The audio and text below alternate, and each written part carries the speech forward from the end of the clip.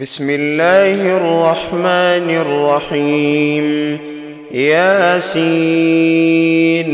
والقرآن الحكيم إنك لمن المرسلين على صراط مستقيم تنزيل العزيز الرحيم لتنذر قوما ما أنذر آباؤهم فهم غافلون لقد حق القول على أكثرهم فهم لا يؤمنون إنا جعلنا في أعناقهم أغلالا فهي إلى الأذقان فهم مقمحون وجعلنا من بين أيديهم سدا ومن خلفهم سدا فأغشيناهم فهم لا يبصرون وسواء عليهم أنذرتهم أم لم تنذرهم لا يؤمنون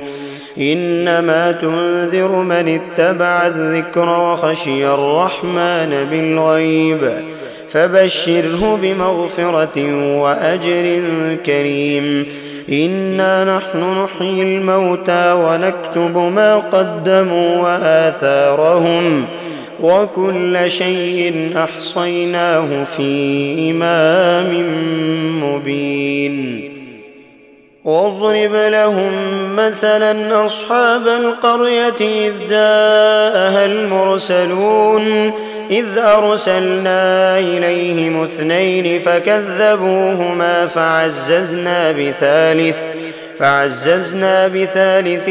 فقالوا إنا إليكم مرسلون قالوا ما أنتم إلا بشر مثلنا وما أنزل الرحمن من شيء إن أنتم إلا تكذبون قالوا ربنا يعلم إنا إليكم لمرسلون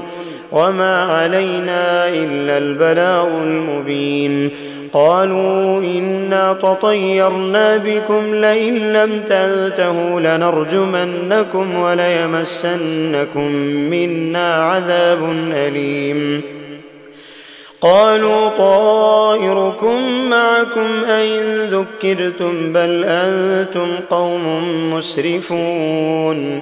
وجاء من أقصى المدينة رجل يسعى قال يا قوم اتبعوا المرسلين اتبعوا من لا يسألكم أجرا وهم مهتدون وما لي لا أعبد الذي فطرني وإليه ترجعون أأتخذ من دونه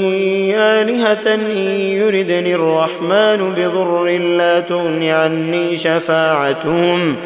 لا تغن عني شفاعتهم شيئا ولا ينقذون إني إذا لفي ضلال مبين إني آمنت بربكم فاسمعون قيل ادخل الجنة قال يا ليت قومي يعلمون بما غفر لي ربي وجعلني من المكرمين وما أنزلنا على قومه من بعده من جند من السماء وما كنا منزلين إن كانت إلا صيحة واحدة فإذا هم خامدون يا حسرة على العباد ما يأتيهم من رسول إلا كانوا به يستهزئون ألم يروا كم أهلكنا قبلهم من القرون أنهم إليهم لا يرجعون وإن كل لما جميع لدينا محضرون وآية لهم الأرض الميتة أحييناها وأخرجنا منها حبا فمنه يأكلون وجعلنا فيها جنات من نخيل وأعناب وفجرنا فيها من العيون ليأكلوا من ثمره وما عملته أيديهم أفلا يشكرون سبحان الذي خلق الأزواج كلها مما تنبت الأرض ومن أنفسهم ومما لا يعلمون وآية لهم الليل نسلخ منه النهار فإذا هم مظلمون والشمس تجري لمستقر لها ذلك تقدير العزيز العليم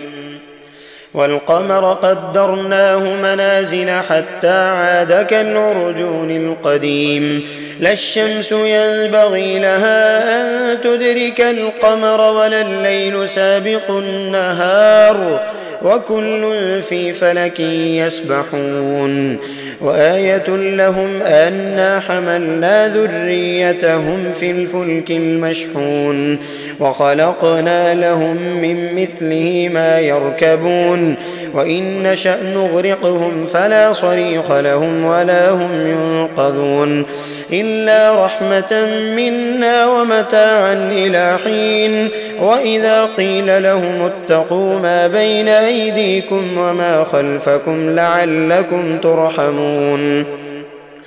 وما تأتيهم من آية من آيات ربهم إلا كانوا عنها معرضين وإذا قيل لهم أنفقوا مما رزقكم الله قال الذين كفروا للذين آمنوا أنطعم من لو يشاء الله أطعمه